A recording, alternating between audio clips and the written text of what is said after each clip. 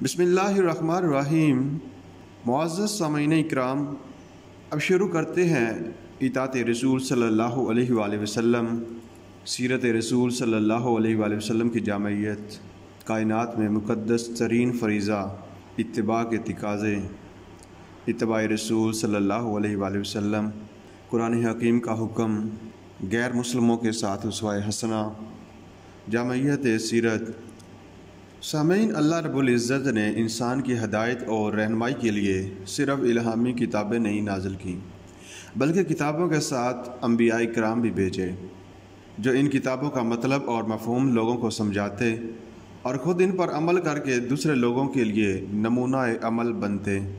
زندہ انسانوں کی رہنمائی کے لیے یہ ضروری تھا کہ انہی کی طرح کا ایک مثالی انسان پیدا کیا جائے، جس کی تمام ضرورتیں اور تقاضے عام انسانوں کی طرح ہوں، لیکن وہ اپنی زندگی کا ایک ایک لمحہ خدائی ہدایت کے مطابق گزار کر اپنی ضرورتیں اور تقاضے اللہ تعالیٰ کی مقرر کردہ حدود کے اندر پورا کر کے دوسرے لوگوں کے لیے مثال قائم کرے۔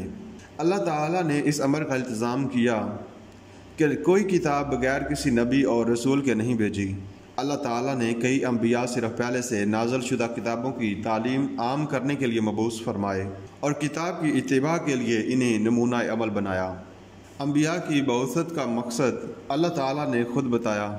سورۃ النساء میں فرمایا، وَمَا أَرْسَلْنَا مِن رَسُولٍ إِلَّا لِيُطَاعَ بِإِذْنِ اللَّهِ۔ ہم نے کوئی رسول نہیں بھیجا مگر صرف اس لیے کہ اللہ تعالیٰ کے حکم سے اس کی اطاعت کی جائے۔ اللہ تعالیٰ نے جب دنیا پر اپنی نعمت مکمل کرتے ہوئے آخری رسول حضرت محمد صلی اللہ علیہ وآلہ وسلم کو مبعوث فرمایا تو آپ کی ذات و صفات کو ایسا جامع اور کامل بنایا کہ قیامت تک کے تمام انسان آپ صلی اللہ علیہ وآلہ وسلم کی اطاعت اور اتباع کر سکیں، اور پھر بار بار آپ صلی اللہ علیہ وآلہ وسلم کی اطاعت کی تاکید کی۔ مسلمانوں کو حضرت محمد صلی اللہ علیہ وآلہ وسلم کی سیرت طیبہ اور احادیث سے جو بے پناہ شغف رہا، اس کا سبب بھی یہی ہے کہ آپ کا ہر قول، فعل، ہر ادا اور ارشاد واجب اتباع ہے۔ اللہ تعالیٰ نے نبی اکرم صلی اللہ علیہ وآلہ وسلم کو اس لیے مبعوث فرمایا تاکہ لوگ آپ کی اطاعت اور اتباع کریں۔ اتباع کا یہ حکم کسی وقت، زمانے، قوم یا کسی ملک کے ساتھ خاص نہیں، بلکہ قیامت تک آنے والے تمام انسانوں کو آپ کی اطاعت کا حکم دیا گیا۔ اس طرح کی غیر مشروط اطاعت کے حکم کے ساتھ ضروری تھا کہ آپ صلی اللہ علیہ وآلہ وسلم کی سیرت ہر اعتبار سے کامل اور جامع ہو، اور آپ کی زندگی کا ایک ایک لمحہ تاریخی طور پر محفوظ ہو، اور آپ کی حیات طیبہ میں ہر طرح کے انسانوں کے لیے عملی نمونے موجود ہوں۔ آپ صلی اللہ علیہ وآلہ وسلم کی حیات طیبہ ان تمام تقاضوں کو پورا کرتی ہے۔ کائنات کا سب سے مقدم فرض اور سب سے بڑی خدمت یہ ہے کہ انسانی اخلاق کی اصلاح و تکمیل کی جائے، یعنی لوگوں کو اچھے اخلاق کی تعلیم دی جائے اور انہیں عملی طور پر راج کرنے کی کوشش کی جائے۔ اس مقصد کے حصول کا طریقہ واضح و نصیحت ہے، یا پھر فن اخلاق پر کتابیں لکھ کر ان کی تعلیم دی جائے، یا پھر لوگوں سے بالجبر محاسن اخلاق کی تکمیل کروائی جائے اور رذائل یعنی برے کاموں سے روکا جائے۔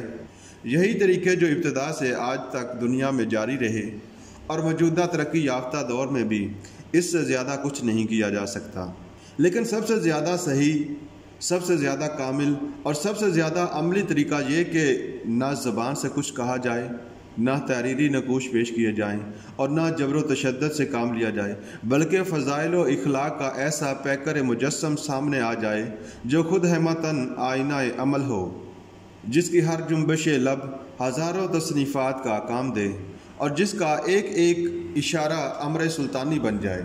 دنیا میں آج اخلاق کا جو سرمایہ ہے وہ سب انہی نفوس قدسیہ کا پرتو ہے۔ اسباب صرف ایوان تمدن کے نقش و نگار ہیں۔ اس سلسلے میں قرآن کریم نے حضور صلی اللہ علیہ وآلہ وسلم کے طرز زندگی کو بہترین نمونہ عمل قرار دیا اور بتایا کہ اللہ تعالیٰ کی محبت کے حصول اور اس کی طرف سے بخشش کا انحصار رسول کریم صلی اللہ علیہ وآلہ وسلم کے اتباع پر ہے۔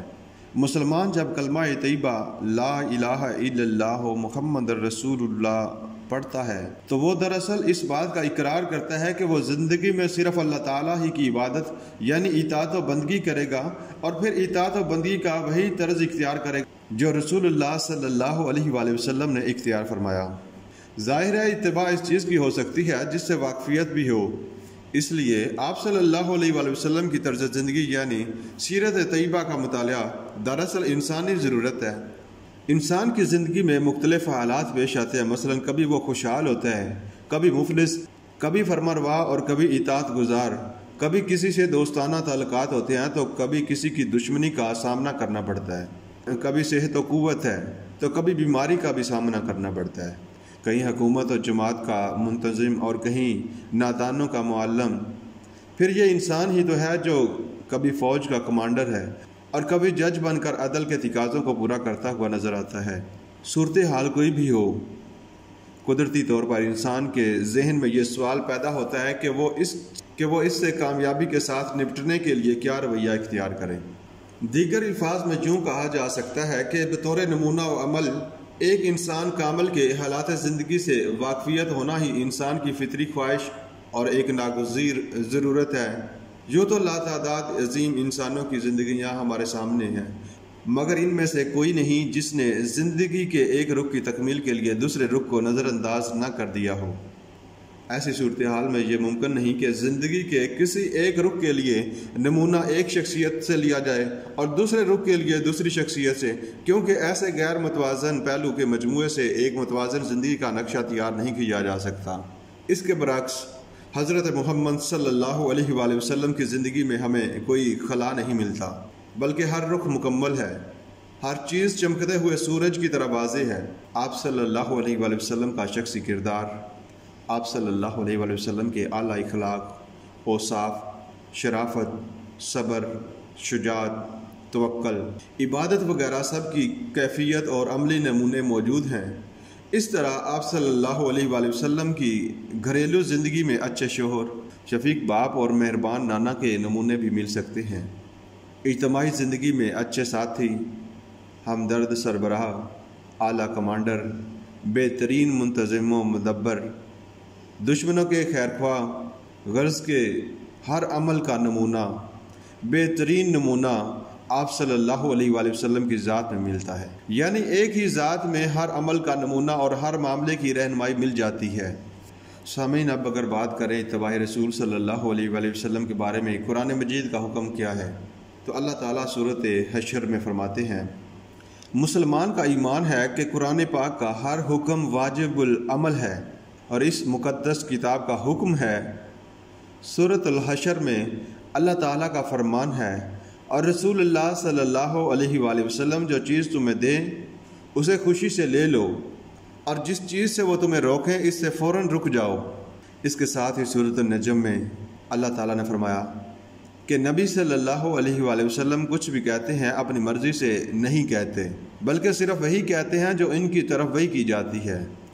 سورۃ النساء میں فرمایا کہ جس نے رسول اللہ صلی اللہ علیہ وآلہ وسلم کی اطاعت کی اس نے گویا اللہ تعالیٰ کی اطاعت کی، یہاں تک کہ کامل نمونے کی ضمانت دیتے ہوئے فرمایا، لَقَدْ كَانَ لَكُمْ فِي رَسُولِ اللَّهِ أُسْوَةٌ حَسَنَةٌ، کہ رسول اللہ صلی اللہ علیہ وآلہ وسلم کی مبارک زندگی تمہیں بہترین زندگی کے لیے کافی ہے۔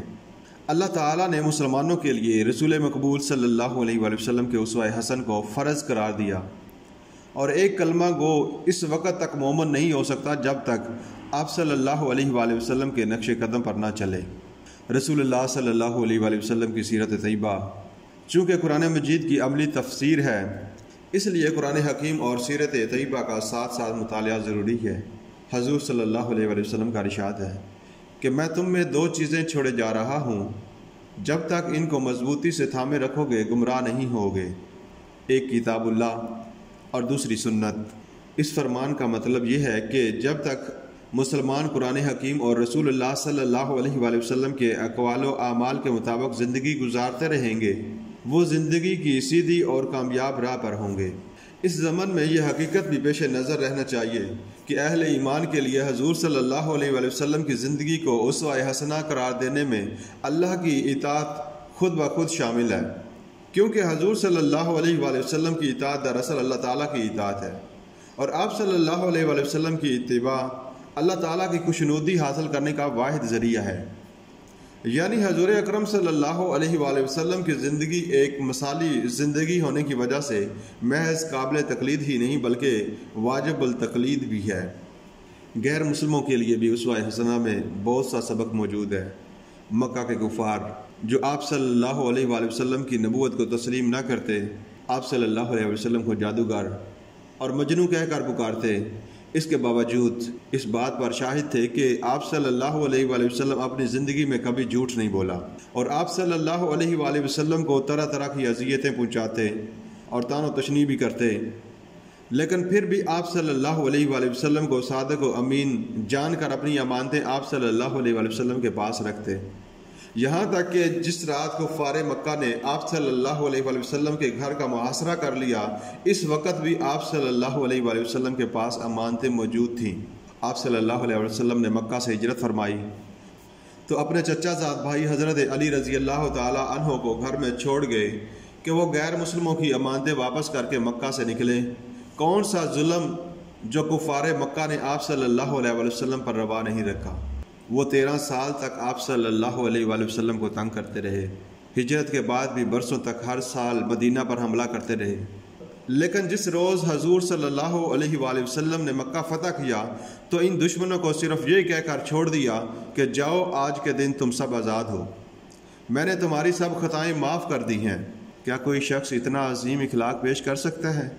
اور پھر یہی اعلیٰ ظرفی، مروت، رحمت و شفقت، دیانت، ایمانت، صداقت اور سخاوت آپ صلی اللہ علیہ وآلہ وسلم کی نبوت پر دلالت کرتی ہے۔ سیاسی اور انتظامی نقطہ نظر سے بھی سیرت کا مطالعہ بہت ضروری ہے۔ جیسا کہ جس ملک میں کبھی حکومت قائم ہی نہ ہوئی تھی، وہاں آپ صلی اللہ علیہ وآلہ وسلم نے صرف 10 برس کی قلیل مدت میں صحابہ اکرام رضی اللہ تعالی عنہ کی تربیت کر کے وہاں آپ صلی اللہ علیہ وآلہ وسلم نے صرف 10 برس کی قلیل مدت میں صحابہ اکرام رضی اللہ تعالی عنہ کی تربیت کر کے 10 لاکھ مربع میل کے رقبے پر اسلامی ریاست قائم کر دی، اور آپ صلی اللہ علیہ وآلہ وسلم کی وفات کے چند سال بعد ہی ایشیا، یورپ اور افریقہ براعظموں میں مسلمانوں کی حکومت قائم ہو گئی۔ آپ صلی اللہ علیہ وآلہ وسلم کی سیاست کاری کے اصول بڑے دل نشین اور مؤثر ہیں۔ مثلا مکہ معظمہ کی اقتصادی زندگی کا دار و مدار تجارتی قافلوں پر تھا۔ جب مصر، شام، یمن کے راستوں پر بسنے والے قبائل نے اسلام قبول کیا تو اس کا اثر لازمی طور پر قریش کے تجارتی قافلوں کی نقل و حرکت پر پڑا۔ قافلوں کی آمد و رفت رکنے سے مکہ معظمہ کے لوگ بھوکوں مرنے لگے۔ انہی ایام میں یمامہ کے سردار نے اسلام قبول کیا۔ مکہ کو اسی جگہ سے غلہ فراہم کیا جاتا تھا۔ صحیح بخاری میں ہے کہ جب یمامہ کا یہ سردار، جس کا نام سمامہ بن اسال تھا، مسلمان ہو کر مکہ معظمہ گیا تو قریش نے تبدیلی مذہب پر طعنے دیے۔ انہوں نے غصے میں آ کر غلہ روک دیا۔ اس بندش سے مکہ معظمہ میں قحط پڑ گیا۔ آخر گھبرا کر قریش نے آپ صلی اللہ علیہ وآلہ وسلم کی بارگاہ میں رجوع کیا، جہاں سے کبھی کوئی محروم نہیں لوٹا۔ حضور صلی اللہ علیہ وآلہ وسلم کو رحم آیا اور سمامہ کو کہلا بھیجا کہ بندش اٹھا لو۔ وہاں سے دوبارہ غلہ مکہ جانے لگا۔ اس عمل سے مکہ معظمہ میں حضور اکرم صلی اللہ علیہ وآلہ وسلم کے طرفداروں کی ایک جماعت پیدا ہوئی۔ یہ کہتے تھے کہ محمد صلی اللہ علیہ وآلہ وسلم کتنے اچھے ہیں، جو مصیبت میں اپنے دشمنوں کی امداد کرنے سے بھی گریز نہیں کرتے۔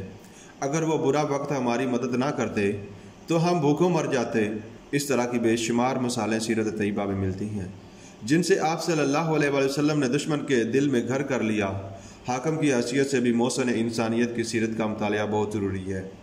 آپ صلی اللہ علیہ وسلم 10 لاکھ مربع میل کے علاقہ پر حکمران تھے، جو قرآن مجید نے مقرر کیا، لیکن اس مال کو بھی عوام کی بہتری اور ضروریات پر صرف فرماتے۔ جب آپ صلی اللہ علیہ وآلہ وسلم اس دنیا سے رخصت ہوئے تو گھر کی مالی حالت یہ تھی کہ سیدہ عائشہ رضی اللہ تعالی عنہا سے دریافت فرمایا کہ گھر میں کچھ ہے؟ تو انہوں نے عرض کیا، ہاں 1 دینار موجود ہے۔ آپ صلی اللہ علیہ وآلہ وسلم نے فرمایا، اسے بھی خیرات کر دو۔ ایسا نہ ہو کہ کل میں اللہ تعالیٰ کے حضور کھڑا ہوں تو مجھے کہا جائے کہ تم اپنے گھر میں مال چھوڑ کر آئے ہو۔ آپ صلی اللہ علیہ وآلہ وسلم سفارش ہرگز نہ مانتے۔ حضرت اسامہ بن زید رضی اللہ تعالی عنہ نے ایک بار ایک قریشی عورت جس نے چوری کی سفارش کرنا چاہی، لیکن حضور صلی اللہ علیہ وسلم نے فرمایا قانون تو سب کے لیے یکساں ہے، اگر میری بیٹی فاطمہ بھی چوری کرتی تو اس کا ہاتھ بھی کاٹ دیا جاتا۔ اسی ایک واقعے سے ہی حضور اکرم صلی اللہ علیہ وآلہ وسلم کی عظمت کا اندازہ لگانا مشکل نہیں کہ ایک حاکم اپنے اہل خانہ کو بھی عام لوگوں کی سطح پر رکھ کر پرکھے۔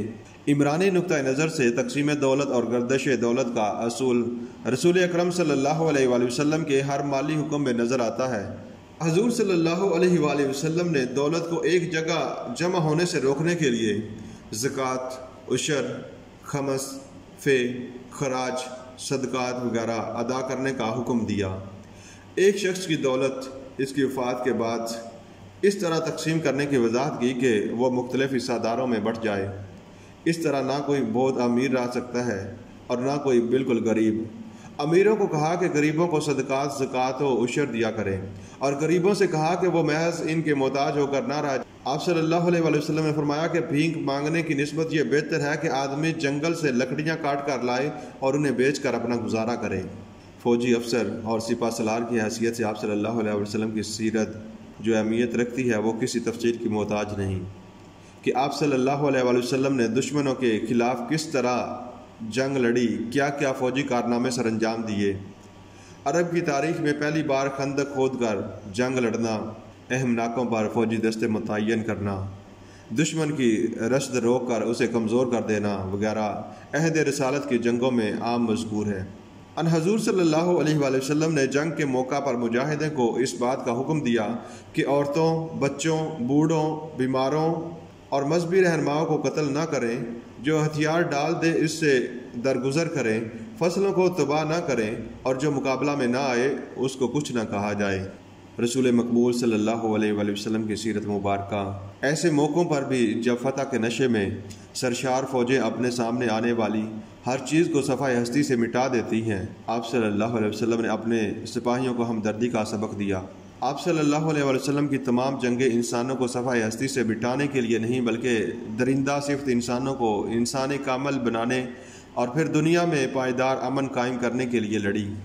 گھر کے نگران یعنی شور کے لیے بھی آپ صلی اللہ علیہ وسلم کی سیرت میں درس عظیم ہے۔ کس طرح گھر میں عدل و انصاف اور مساوات کا دامن تھامے رہے۔ عورتوں کو سب سے پہلے حضور اکرم صلی اللہ علیہ وسلم نے صحیح مقام دلایا۔ بعثت سے قبل عورت کی حالت جانوروں کی طرح تھی اور شوہر کے مرنے کے بعد بطور ورثہ تقسیم ہوتی۔ حضور صلی اللہ علیہ وآلہ وسلم نے عورت کو ایسا بلند مقام دیا کہ جنت ماں کے قدموں تلے رکھی۔ یہی وجہ ہے کہ جس شخص کے ماں باپ بوڑھے ہوں، اگر وہ حج بیت اللہ کی بجائے گھر میں رہ کر ان کی خدمت کرے تو حج سے زیادہ ثواب ملے گا۔ حضور اکرم صلی اللہ علیہ وآلہ وسلم نے دریافت کرنے پر بتایا کہ ماں باپ کی نافرمانی سب سے بڑا گناہ ہے، اور ایک موقع پر فرمایا کہ جو شخص اپنے بزرگوں کی عزت نہ کرے اور اپنے چھوٹوں پر شفقت نہ کرے وہ مسلمان نہیں ہے۔ حضور اکرم صلی اللہ علیہ وآلہ وسلم کی سیرت طیبہ کے تمام پہلو جو سیرت طیبہ کے مطالعہ کی دعوت دیتی ہیں، حضور اکرم صلی اللہ علیہ وآلہ وسلم کو جو دین عطا ہوا اور جس پر آپ صلی اللہ علیہ وآلہ وسلم نے عمل کر کے دکھایا، اس میں توازن و اعتدال کے ساتھ تمام فطری تقاضوں کی تکمیل کا انتظام ہے۔ اور جیسا کہ انسان کی فطرت نہیں بدلتی اور انسانیت کے تقاضے بھی نہیں بدلتے، اس لیے یہ دین دائمی ہے اور اس کا عملی خاکہ یعنی حضور اکرم صلی اللہ علیہ وآلہ وسلم کی سیرت طیبہ دائمی نمونہ عمل ہے۔